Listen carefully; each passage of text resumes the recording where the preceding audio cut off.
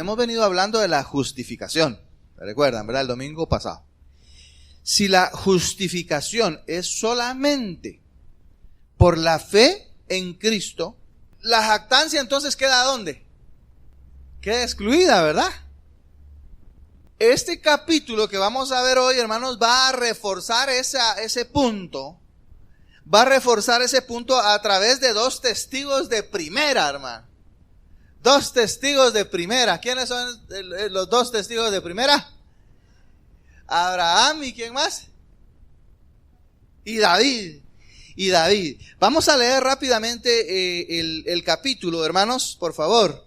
Dice, versículo 1, Romanos 4:1, dice: ¿qué pues diremos que halló Abraham nuestro padre según la carne? Porque si Abraham fue justificado por las obras, tiene de qué gloriarse, pero no para con Dios. Porque ¿qué dice la Escritura? Creyó Abraham a Dios, ¿y qué? Y le fue contado por justicia. Pero al que obra, no se le cuenta el salario como gracia, sino como ¿qué?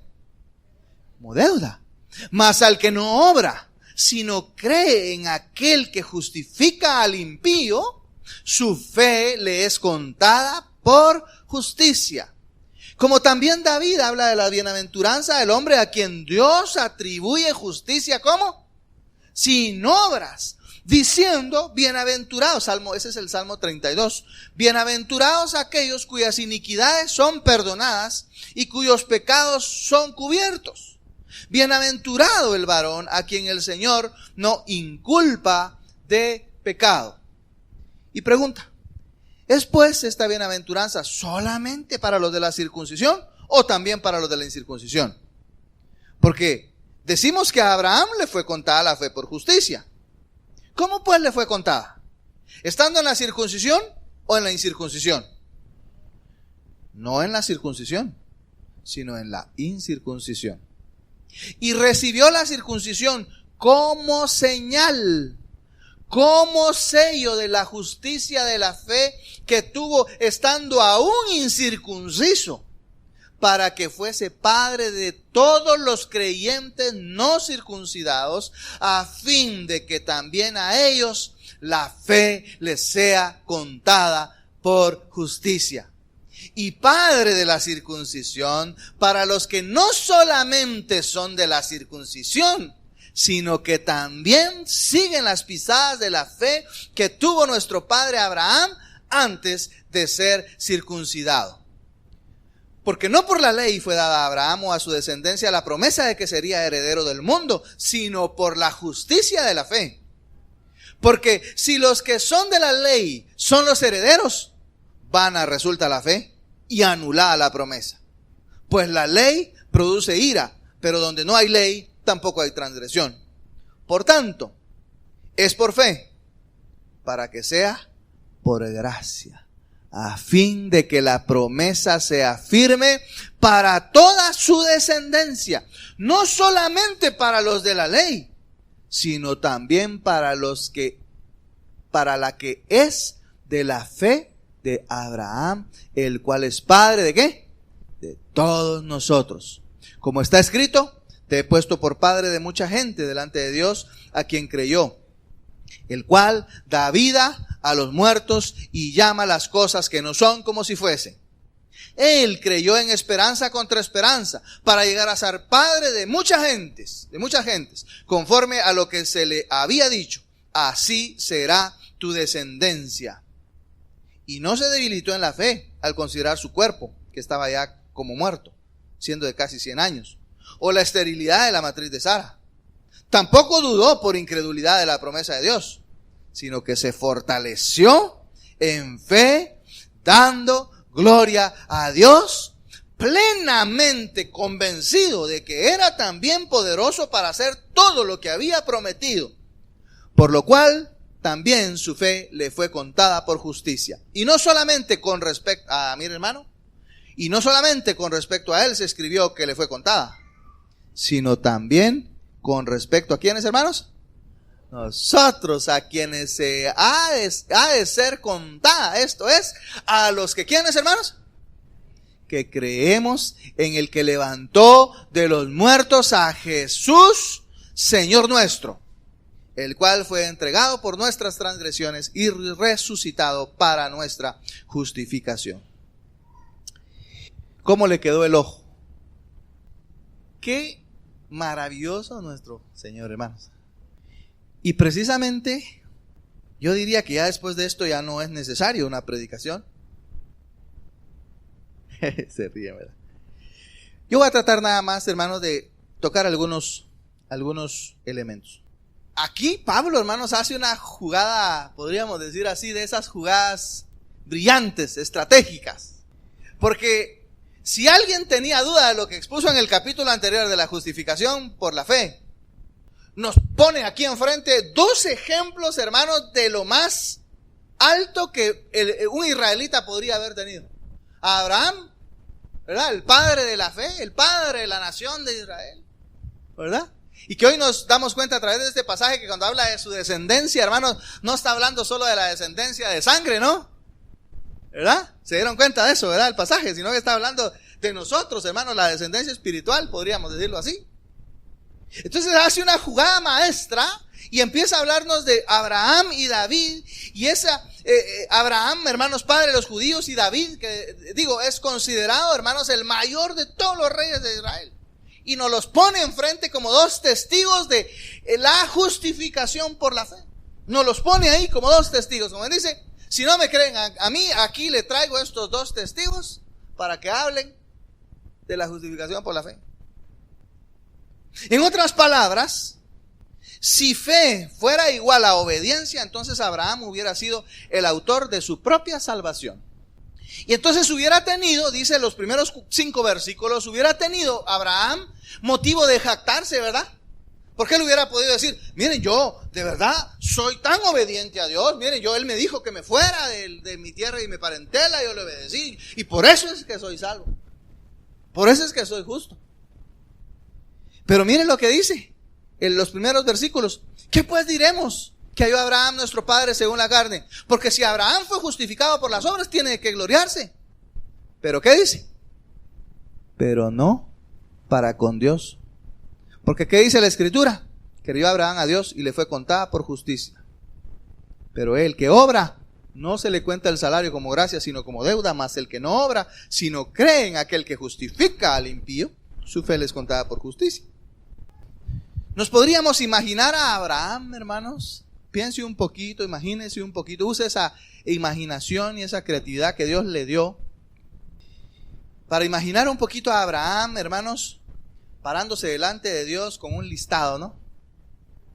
Mira, Dios, mi listado. Aquí está mi lista. Dejé a mi familia, me fui de mi tierra y mi parentela. Cuando tú me dijiste que me fuera al sur, dejé. Te obedecí cuando me pediste sacrificar a mi hijo, ¿verdad? A mi único hijo. Y ese listado, ¿no? De las formas como él había obedecido de su parte, ¿verdad?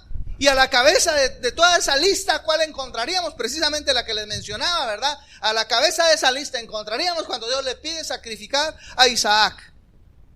Sin embargo, Abraham, hermanos, dice este pasaje, no tiene de qué gloriarse para con Dios. Y entonces va a usar una frase aquí en varios pasajes que vamos a tratar de entender.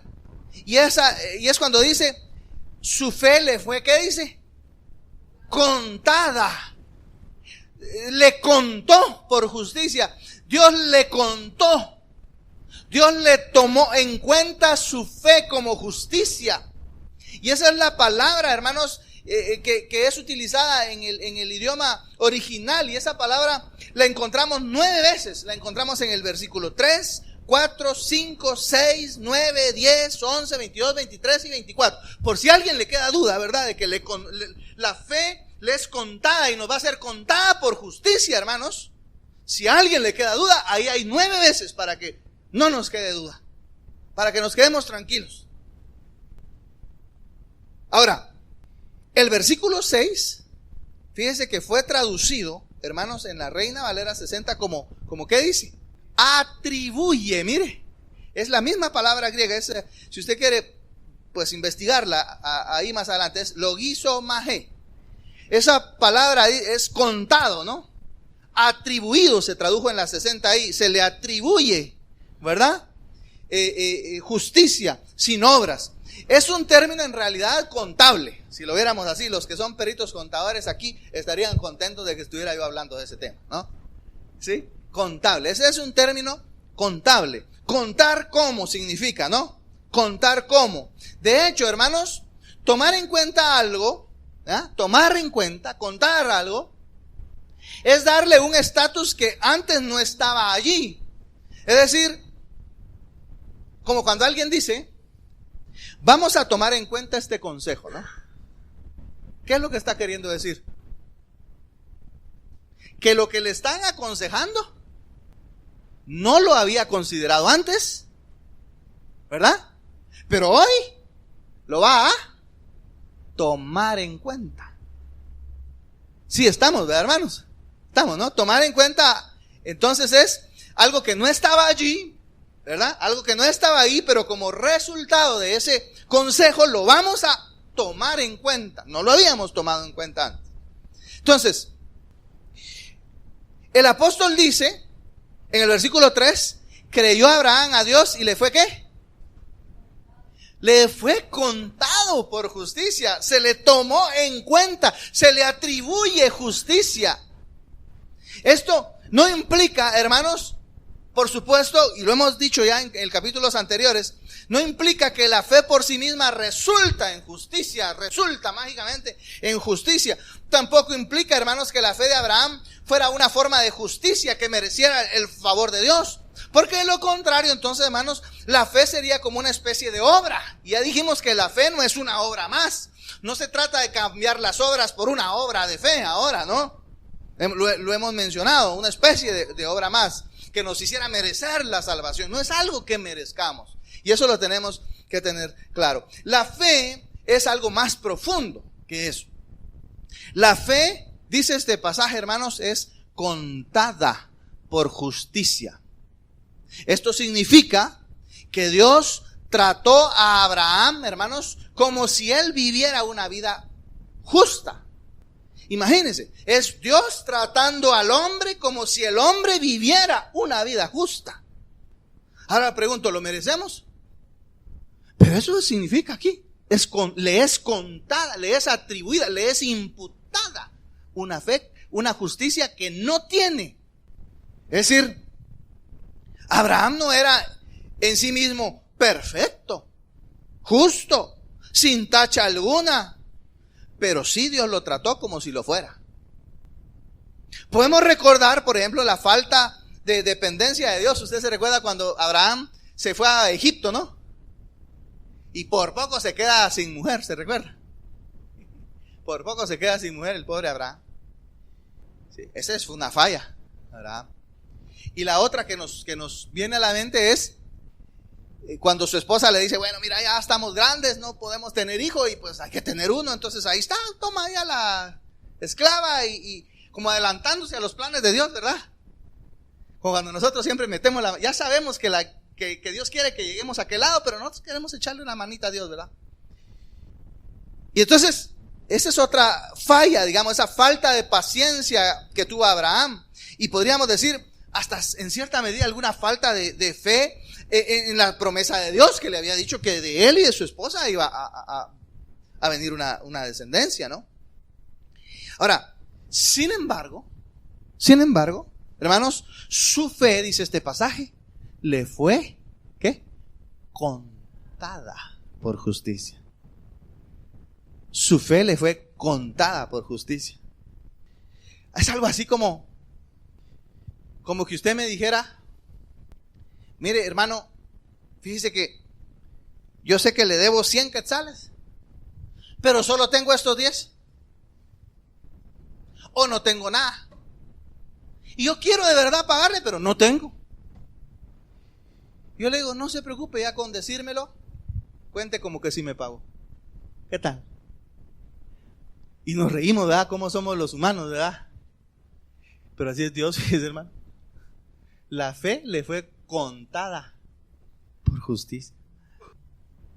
Mire, la Biblia latinoamericana, la traducción latinoamericana, se llama LSM, la Biblia LBL, la Biblia latinoamericana, dice así el versículo 5.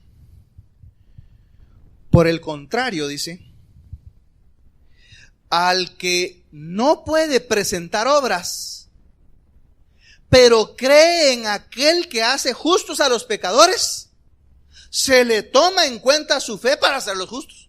Mire que esta versión le pegó cabal a lo que yo estaba queriendo explicar. Se lo leo otra vez, mire. Por el contrario, dice, versículo 5.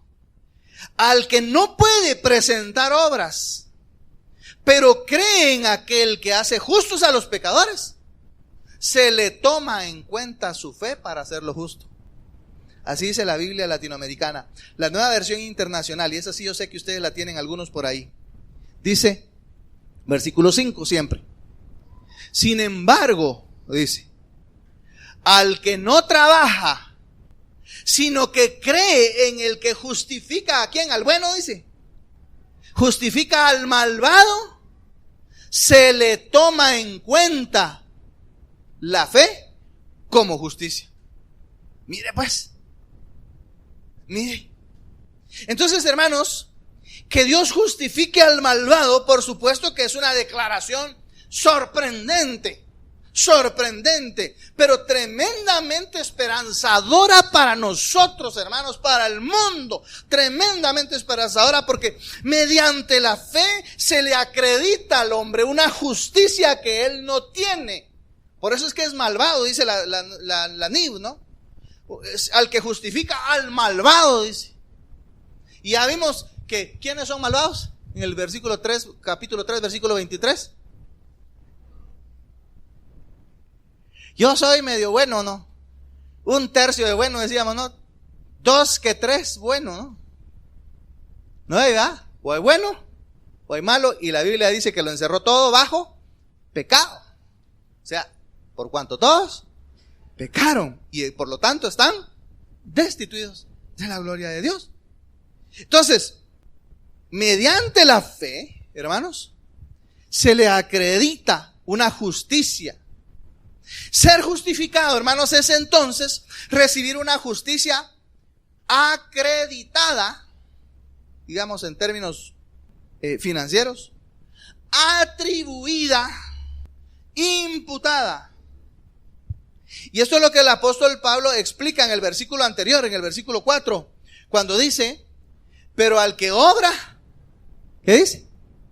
No se le cuenta el salario como gracia, sino como deuda. Es decir, hermanos, que nuestra justicia, una de dos, o es una justicia merecida por nuestras obras, o es acreditada sin tomar en cuenta nuestras obras. La justicia o es merecida o es inmerecida. Y de hecho en el caso del salario del cual habla acá, ¿no? El salario, ¿es merecido o no es merecido? Bueno, yo esperaría que en el caso de los cristianos fuera merecido, ¿verdad? Entonces, ¿qué pasa? ¿El patrono nosotros le debemos o él nos debe? El apóstol Pablo lo está explicando, dice, pero al que ahora no se le cuenta el salario como gracia, sino como ¿qué? Deuda. Si usted trabajó, ¿qué es lo que tiene? ¿Qué es lo que espera? Gracias usted, qué excelente usted. Ahí mire cómo coma, pero gracias. Entonces es una deuda. El salario, hermanos, no es un regalo, es una obligación del patrono.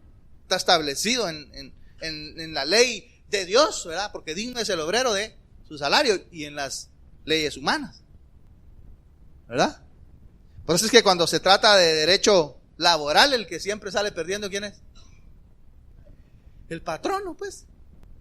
Entonces, si la justificación, hermanos, y la salvación no son un regalo, significaría entonces que Dios está obligado a pagarnos por nuestras obras buenas, ¿verdad? Entonces Dios está obligado, somos tan buenos, porque la salvación no es un regalo.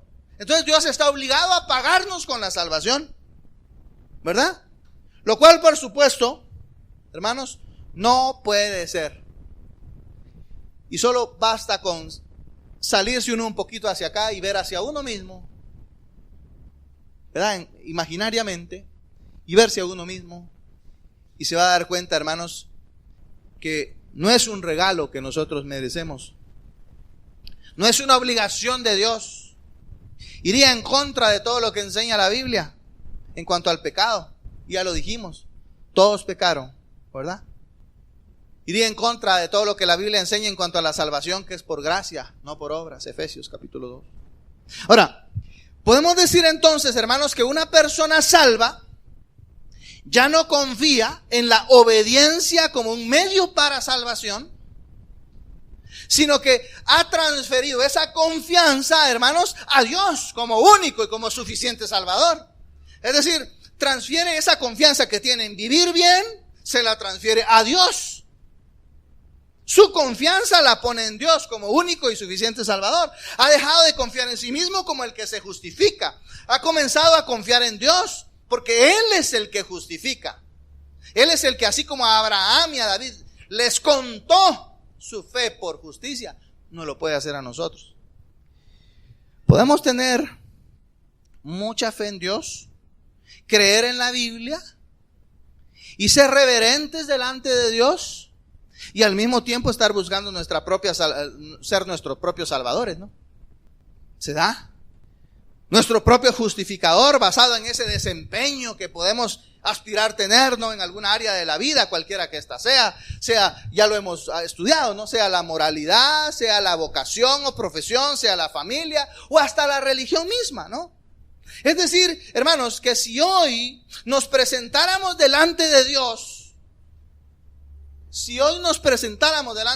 y como enseñan los de evangelismo explosivo, ¿no? Si hoy nos presentáramos delante de Dios, es un método de evangelismo. El evangelismo explosivo es un método. Si hoy nos presentáramos delante de Dios y Él nos preguntara, ¿qué razones me das tú para que yo te deje entrar en mi cielo? ¿Qué razones me das tú para que yo te deje entrar en mi cielo? Seguramente, si creyéramos en la justificación a través de nuestras acciones, seguramente contestaríamos cosas como, pues mira Señor, yo soy un buen padre. Soy un buen padre. Soy una buena madre. Soy un excelente esposo. Soy maravilloso esposo. Mi esposa no pudo haber encontrado otro más chulo que yo. Algo así tendríamos que decirle a Dios, ¿no? O quizás tendríamos que decirle, bueno, soy un buen hijo. Mira, soy tan buen hijo que nunca me pegó mi papá ni mi mamá. Alcahuete el papá, ¿verdad? Nunca me dio una tunda, ¿verdad? O tendríamos que decir cosas como, bueno, pues para que me dejes entrar en el cielo, pues mira, fui un buen trabajador, ¿sí? Nunca le defraudé en el trabajo, nunca hice nada, cumplí mis horarios, era puntual, llegaba, mira, todo el tiempo me la pasaba, es más, daba hasta 2-3 horas de más del trabajo, ¿verdad? Podríamos decir los esposos o las esposas, nunca le fallé a mi esposa, Dios, yo nunca, de verdad, nunca le fallé, jamás. No tuve ojos para otra que no fuera ella. Nunca defraudé a nadie, nunca robé, en fin, ¿no? Toda una lista. Algunos incluso, ¿sabe? Podrían decir cosas como, y cosas que sonarían hasta muy espirituales, ¿verdad? Suenan hasta así como muy espirituales. Dios, mi fe nunca decayó, fíjate. Nunca decayó mi fe. Mi fe era tan estable que de verdad de esas fes que yo diría pocos. Sin embargo, hermanos, todas esas respuestas denotan una cosa. Denotan que no hemos entendido el significado de creer. No hemos entendido el significado de tener fe. Porque todas esas respuestas, hermanos, denotan una creencia de salvación por fe más obras. Por fe más obras. Bueno, algunos creen en salvación por fe más obras, otros solo por obras. Salvación por fe como obra, como la obra que Dios espera, también está mal eso. La fe como la obra que Dios nos pide. Y por eso, hermanos, es que finalmente un cristiano que tiene ese tipo de pensamientos errados, yo no estoy diciendo que no es cristiano, es un cristiano, muchos de ellos, ¿verdad? Quizás a veces nosotros mismos hemos pasado por ese tipo de pensamientos en nuestro proceso de madurez. Pero un cristiano, hermanos, con este tipo de pensamientos termina con una inseguridad terrible. Termina con una inseguridad en cuanto a su salvación. Termina con una incertidumbre y una devastación después de un fracaso, porque cuando fracasa, llega a pensar que de verdad no es digno, que de verdad, de plano, ya el Espíritu Santo ya no está ahí. Yo siempre he pensado, imagínense, hermano, que cada vez que nosotros falláramos, el Espíritu Santo se saliera, estoy seguro que pasaría más afuera, ¿verdad?, que adentro. Porque Dios conoce nuestros pensamientos y nuestros corazones.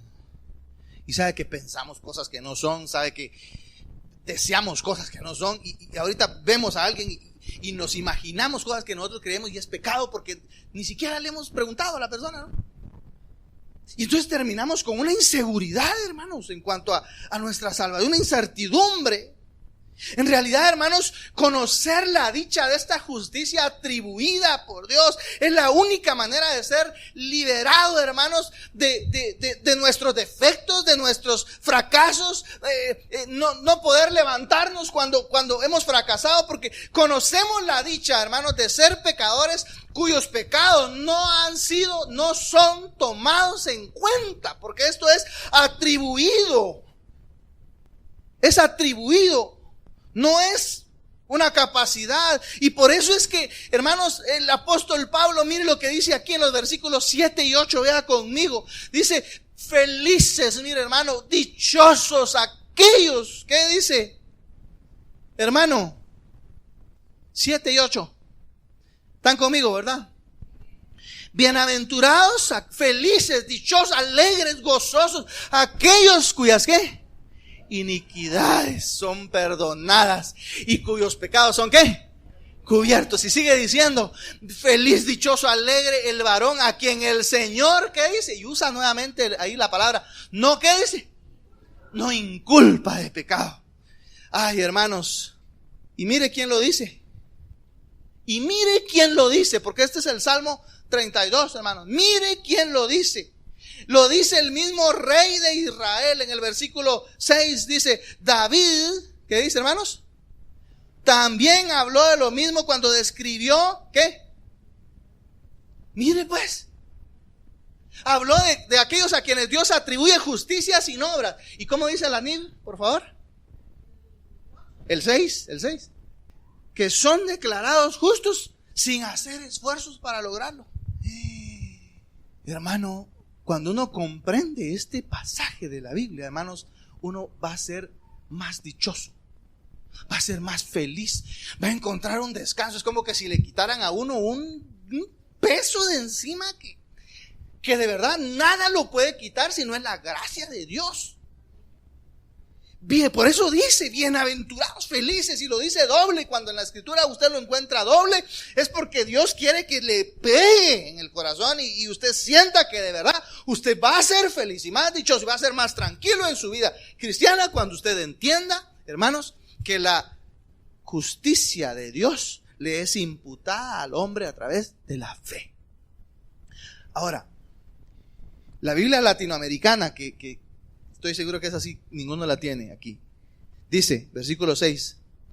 Bueno, tal vez la tienen en algún teléfono ahí, ¿verdad? Así David, dice versículo 6, así David felicita al que Dios cuenta entre los justos sin que sea fruto de sus obras, dice. Hermanos, vaya si David no sabía lo que era fallar. Vaya si David no sabía lo que era fallar, lo que era la depresión pospecado. Y si usted no ha leído de la depresión pospecado, lea el Salmo 51 y va a encontrar al deprimido rey, aquel hombre que decía ser un hombre conforme al corazón de Dios. Le grita a Dios y le dice, devuélveme el gozo de mi salvación. Espíritu noble, me sustente otra vez porque perdí eso que yo creía tener por mí mismo. Devuélvemelo. Y entonces, hermanos, de manera profética, podríamos decirlo así, indudablemente inspirado por Dios, pudo sentir el rey David felicidad. Y por eso declara: feliz el que es declarado justo sin que sea fruto de sus obras. Porque vaya si no le he fallado a Dios, ha de haber dicho David, ¿no? Vaya si aún tratando de ser conforme al corazón de Dios no he podido mantener ese estatus delante de Dios. Qué felicidad, hermanos, ser declarado justo sin causa alguna. Qué felicidad. Ahora, Pablo se opone, hermanos, al pensamiento de que la fe de Abraham o David incluyera la circuncisión. Por eso sigue desarrollando ahí, ¿no? En los siguientes pasajes del 10 en adelante. Porque los judíos veían, hermanos, la circuncisión, y lo dice ahí el mismo pasaje, como una señal de la ciudadanía. Es decir, los circuncisos estamos de este lado, somos los judíos, y todos los incircuncisos están allá. Todos los que no fueran judíos. Ahora, la circuncisión también, hermanos, era un símbolo, podríamos decir así, diferenciador de la cultura y no, digamos, de su religión. O sea, la circuncisión tenía como esos tres toques, ¿no? 3 toques ahí. Así que Pablo viene y explica que la justicia, hermanos, de Abraham se le acreditó, y por eso dice el versículo 10, por favor, vea conmigo. ¿Se le acreditó cuándo? ¿Se le acreditó siendo incircunciso o siendo circunciso? Incircunciso, versículo 10, ¿verdad? Incircunciso, ¿verdad? Es decir, que aún no se había circuncidado a Abraham y ya había sido justificado por la fe. Génesis capítulo 15, versículo 6, ¿no? Por lo tanto, entonces, hermanos, su circuncisión, o dijéramos en términos de hoy, su religión, ¿verdad? Aquello que caracteriza su religión no fue una condición para que él fuera contado como justo. Abraham, su religión no le fue la razón por la que él fue contado como justo. La circuncisión, hermanos, y el apóstol Pablo lo dice, fue solamente una señal, ¿verdad? Como quien dice, fue un sello, un símbolo de que ya él había sido justificado, ¿sí? Ya él había sido justificado. ¿Y cómo fue justificado? Versículo 11, ¿qué dice? ¿Justificado por qué? ¿Qué dice, hermano? ¿Ah? Por la fe. De igual manera, entonces, hermanos, es para nosotros. De igual manera es para nosotros. Somos justificados por la fe. Y por eso, ¿qué dice el versículo 11? Para que fuese padre de todos los quienes creyentes, ¿qué? No circuncidados, a fin de que también a ellos, ¿qué dice? Ay, hermano, y este pasaje, mire, gracias, Señor, gracias, Padre. A fin de que también a ellos, a nosotros, los que no somos judíos, les sea contada la fe por justicia. Hermanos, esta idea también acá vemos que la refuerza el apóstol al indicar que a Abraham se le dio la promesa de ser heredero del mundo. Ahí en Génesis capítulo 15. Mire, a él se le dio la promesa, a Abraham se le dio la promesa de ser heredero del mundo. Y el apóstol Pablo dice, ¿se le dio esa promesa antes de la ley o después de la ley? Antes de la ley, porque la ley fue dada ¿cuántos años dice? No dice, no sé si lo dice ahí. 500 años después, hermanos. La ley fue dada de Abraham para Moisés hay aproximadamente 500 años. Y a Abraham se le dio la promesa de ser heredero del mundo y la ley ni siquiera existía en ese tiempo. La ley de Moisés, ¿verdad? Entonces, alguien podría decir, ¿cómo fue salvo Abraham? ¿Cómo fue salvo entonces Abraham? ¿Ah? Por la fe, mediante la confianza ¿en qué? En la promesa de Dios que él iba a ser heredero, ¿verdad? Del mundo. Dice versículos 13 y 14, veamos por favor. Versículos 13 y 14. Porque no por la ley fue dada a Abraham o a su descendencia la promesa de que sería heredero del mundo, sino, ¿por qué dice?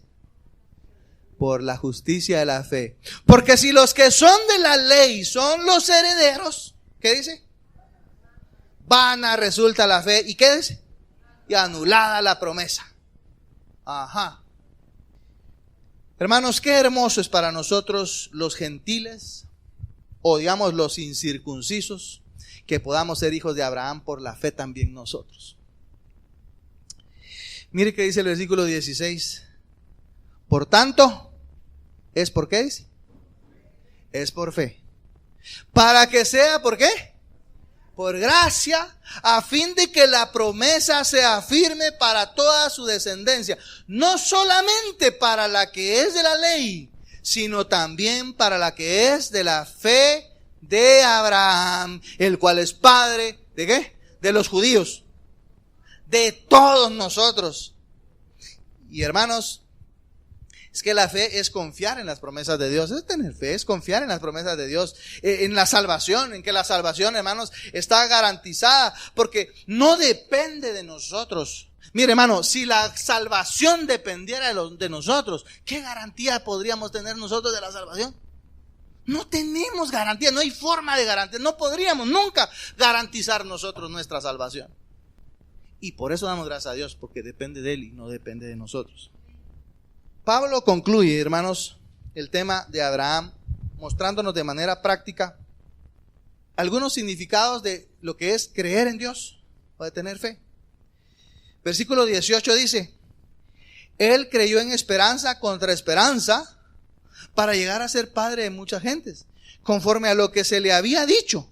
Así será tu descendencia. Creerle a Dios, hermanos, significa al menos tres cosas. Bueno, muchas más, pero tres, en base a lo que podemos quizás extraer de manera básica en este pasaje, en estos pasajes del 19 al 21. La primera es, hermanos, creerle a Dios significa saber que la realidad no depende, hermanos, de cómo usted y yo nos sentimos.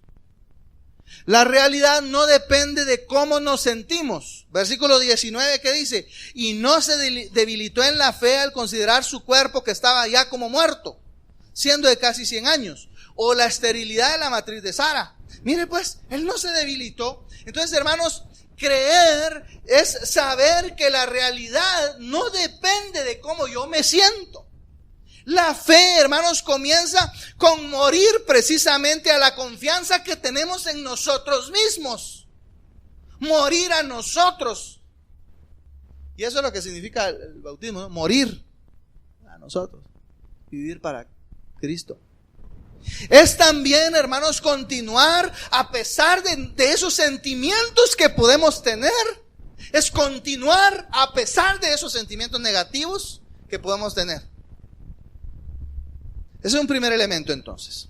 Creerle a Dios significa saber que la realidad no depende de cómo nos sentimos. Número uno. Número dos, hermanos, creerle a Dios es enfocarnos en los hechos acerca de Dios. Enfocarnos en los hechos acerca de Dios.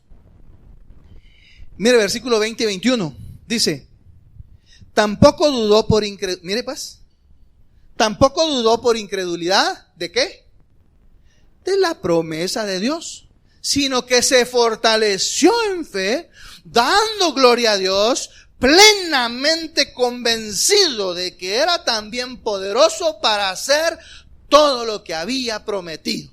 Entonces, hermanos, vemos acá que debemos enfocarnos en lo que es Dios, pues, en los hechos acerca de Dios. Creerle a Dios es enfocarnos en su palabra.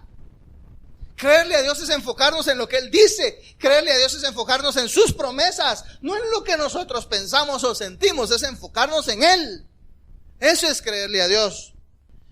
Podemos ver entonces también, hermanos, acá que la fe no es ausencia de razonamiento. Aquí vemos un razonamiento de parte de Abraham, ¿verdad? No dudó, dice, por incredulidad, de la promesa de Dios. Mire, él está reflexionando en las promesas de Dios. Y basado en esa promesa dice, se fortaleció en fe. ¿Y qué hizo? Do gloria a Dios, plenamente convencido. Entonces, hermanos, la fe no es ausencia de razonamiento. Porque alguien dijo, no, es que fe, usted no importa ahí, no, usted crea nada más. No. Fe no es solo eso. No hay una ausencia total de razonamiento. Es pensar, hermanos. Fe tiene que ver con pensar en términos no de lo que nosotros quisiéramos, sino en términos de quién es Dios. ¿Verdad? ¿Quién es Dios? En vez de quién somos nosotros, pensemos quién es Dios. Y qué hermoso es poder, hermanos, pensar en quién es Dios, porque cuando nos miramos a nosotros tan débiles, tan fallones, tan enfermos, ¿verdad?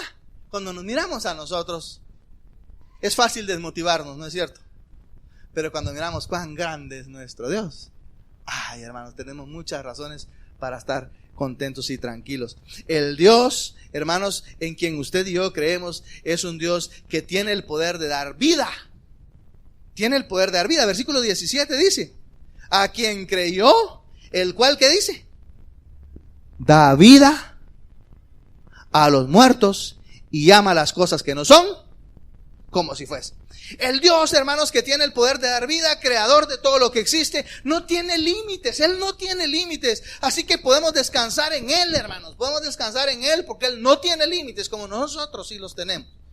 Y número 3, hermanos, creerle a Dios significa confiar plenamente en su palabra, en la de Él. No en la mía, es que el pastor dijo. Pastor puede decir y dejar de decir, pero lo que Dios dice, hermanos, eso es absoluto. Eso es absoluto. Por eso dice él, el versículo 21, plenamente convencido ¿de qué? De que era también poderoso para hacer todo lo que había prometido. Él lo prometió y Él lo iba a cumplir. Creerle a Dios, hermanos, no es solamente tener buenos pensamientos en relación a Dios. Sí, Dios es grande, Dios es maravilloso, Dios.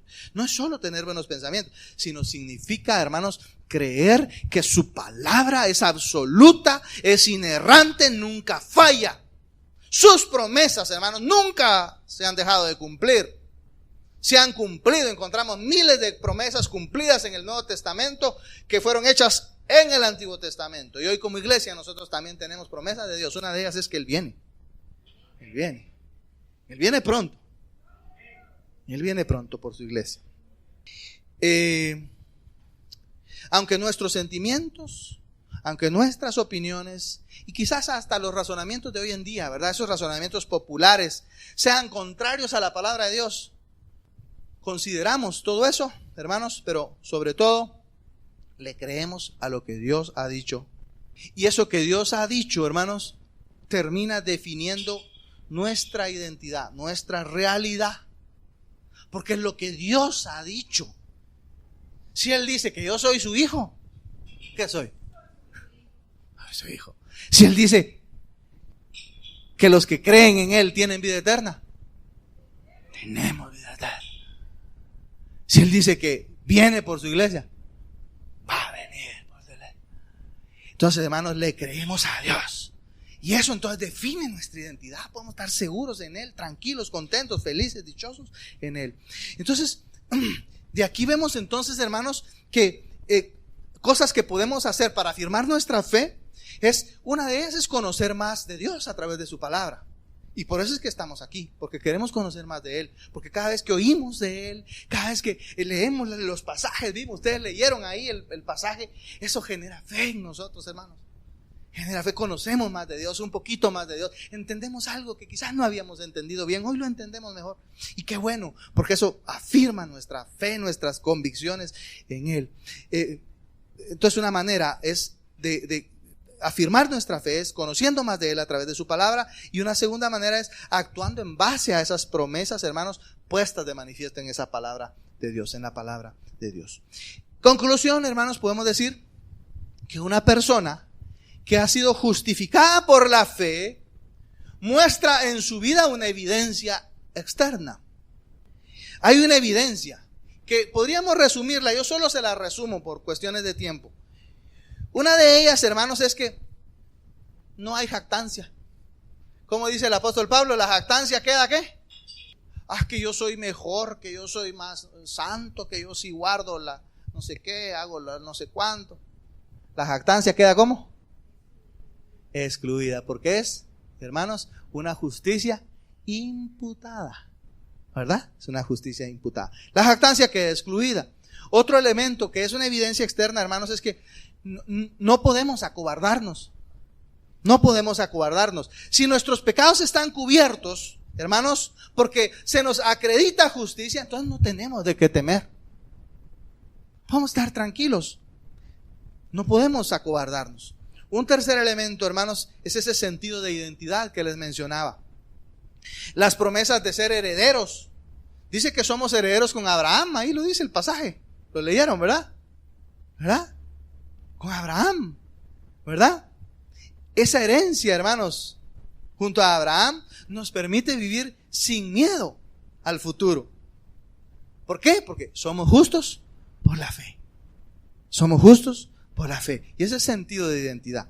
Y número 4, hermanos, otra evidencia de esa justificación por la fe externa en la vida del cristiano es tener esperanza, hermanos, cuando no hay esperanza. Y eso es lo que dice ahí el pasaje. Esperanza contra esperanza. Es tener esperanza cuando no hay esperanza. ¿Ah? Tener esperanza en las promesas de Dios. Es toda la esperanza, hermanos, que usted y yo necesitamos. Esperar en las promesas de Dios. No espere en mis promesas, no espere. En las de ustedes ahí. No, pero es que yo confío en ti 100%, mi amor. No, espere. La única esperanza, hermanos, que necesitamos tener es esperanza en Dios.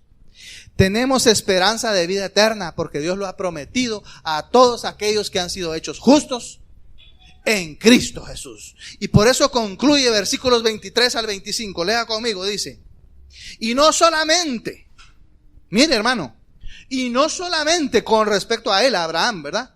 Se escribió que le fue contada, sino también con respecto de nosotros, a quienes ha de ser contada. Esto es, a los que creemos en el que levantó de los muertos a Jesús, Señor nuestro, el cual fue entregado por nuestras transgresiones y resucitado para nuestra justificación. Mire, si usted en esta mañana se ha dado cuenta de que la justicia de Dios aún no le ha sido atribuida, aún no le ha sido acreditada, lo único que tiene que hacer es lo que leímos en este pasaje.